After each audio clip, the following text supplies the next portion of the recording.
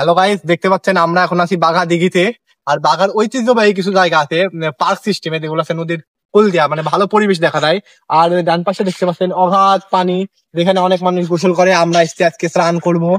আর দেখতে পাচ্ছেন মাজারের যে ওই বইটা, আর ওখানে আরো মানুষ বসে আছে, যেগুলা লোকালয়ে অনেক মানুষ থাকে। আপনারা একটু পিছনে আসলে আসলে দেখতে পাবেন যে আমরা কিভাবে এই দৃশ্যনীয় জায়গাগুলো দেখাচ্ছি। আর আজকে পরিবেশটা এতটাই সুন্দর, এতটাই সুন্দর, আজকে বাগায় আসলে হয়তো বুঝতে পারবেন যে আসলে আমাকে আসলে বিষয়টা তুমি বুঝতে পারছো না, আর পরিবেশের সাথে আমাকেও যেন মেনটেন করা যায়। আর আরেকটা বিষয় আমি দেখাতে, আজকে আগে আবহাওয়াটা একটু দেখাও, আজকে প্লেসটা একটু দেখাও।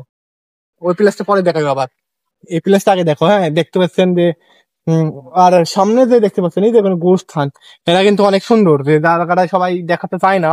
আমরা আজকে আপনাদের দেখে দেখাবো। তো লেটস গো, আমরা দেখো ভিডিওটা করে খেলা দেখি।